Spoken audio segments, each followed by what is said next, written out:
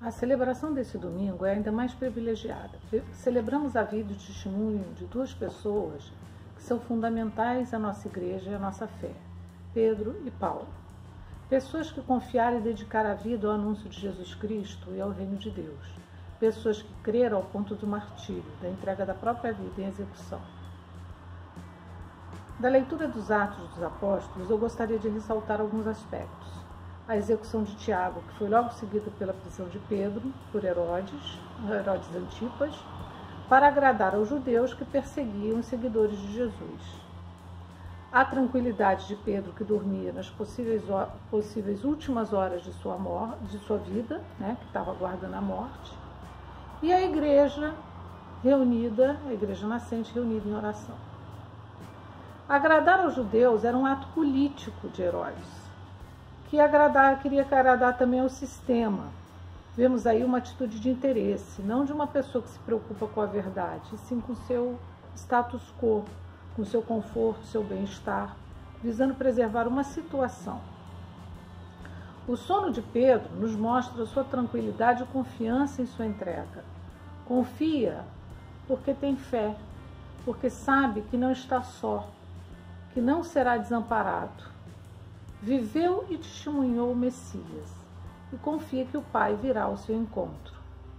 Não creio que pensava que seria da forma como sucedeu, enviando um anjo para libertá-lo, mas a confiança na ressurreição e no seu encontro com o ressuscitado.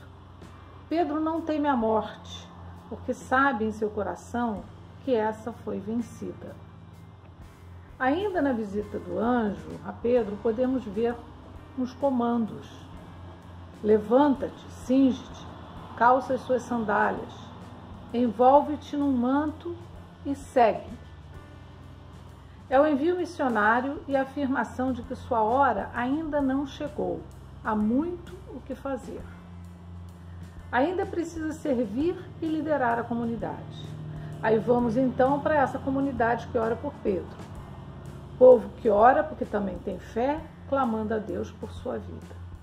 Deus atende o clamor de seu povo, liberta Pedro para que possa também ajudar a guiá-los à verdadeira liberdade. Essa mesma tranquilidade e confiança vamos encontrar em Paulo, que, acostumado com o trabalho manual, se sente impotente, sabe que seu destino também será a morte, mas como Pedro, tanto confia e se tranquiliza, na certeza de ter feito o que estava ao seu alcance para servir a comunidade dos gentios. Anunciou e instruiu como fazer o reino de Deus germinar mediante o seguimento de Jesus. Paulo trabalha com grande fervor e convicção, desempenho de um verdadeiro atleta, luta por aquilo que crê sem medir esforços. Agiu assim na perseguição dos cristãos, quando ele perseguiu os cristãos, e agora age na defesa de sua missão, que é anunciar Jesus e o Rei. A declaração de Paulo: combati o bom combate, terminei a corrida, conservei a fé, mostra a confiança na misericórdia do Pai e a sua humildade de reconhecer as suas limitações. Eu fiz o que eu consegui, espero que tenha sido suficiente. Podemos imaginar também aí o sofrimento da comunidade paulina, que continua firme na fé e na oração. Passando ao Evangelho, vemos Jesus ensinando mais uma vez aos seus discípulos, chamando-os ao discernimento. Quem dizem que eu sou? O que a população diz? O que o povo diz que eu sou? Aqueles que me escutam, aqueles que estão à minha volta. E aí ele volta para eles. E vocês? Quem acham que eu sou? São perguntas muito importantes que nos levam a pensar na imagem que nós fazemos de Jesus. Cremos e recitamos uma profissão de fé onde dizemos que Ele é o Cristo, Filho de Deus vivo, segunda pessoa da Santíssima Trindade. Mas é o Jesus Cristo dos dogmas, doutrinas, que eu sigo cegamente acreditando, estar fazendo assim o bem, cumprindo preceitos, vivendo a minha fé dessa forma? Ou é o Jesus que é amor e por isso misericórdia, compassivo, que passou a vida a fazer o bem, que se faz pequeno para estar próximo, que se faz alimento para estar em comunhão conosco, para fazer parte conosco, convidando nós também a fazer parte com Ele.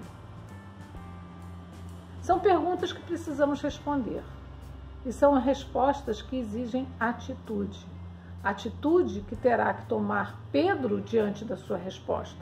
Tu és o Messias, Filho de Deus vivo.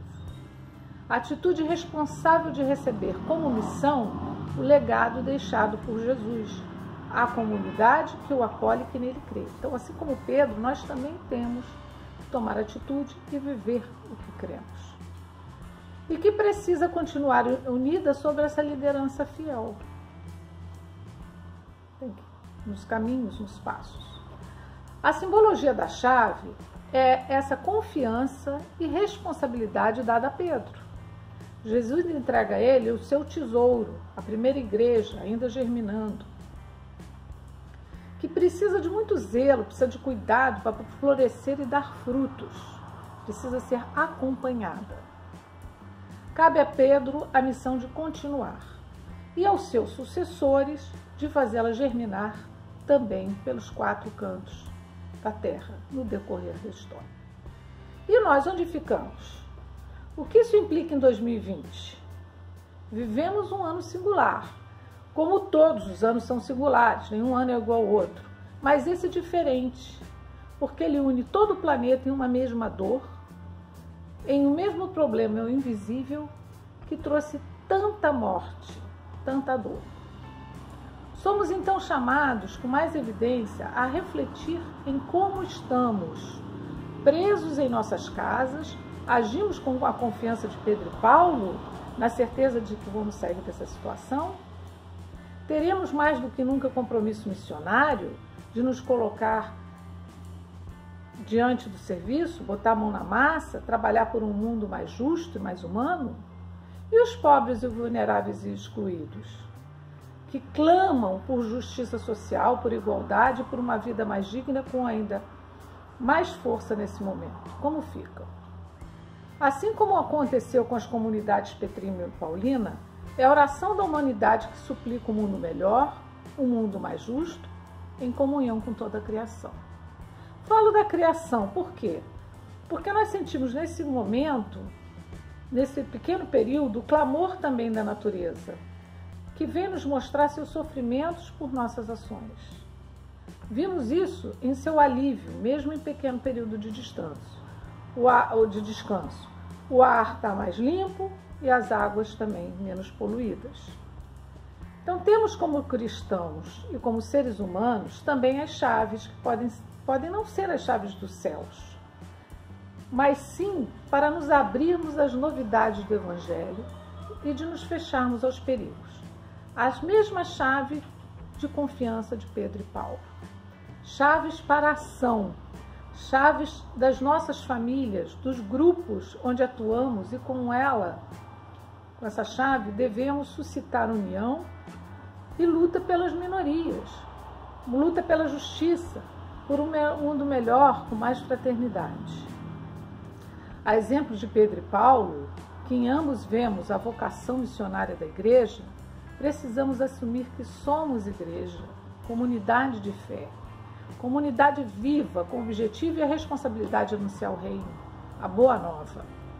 Herança que Jesus Cristo deixou para toda a humanidade.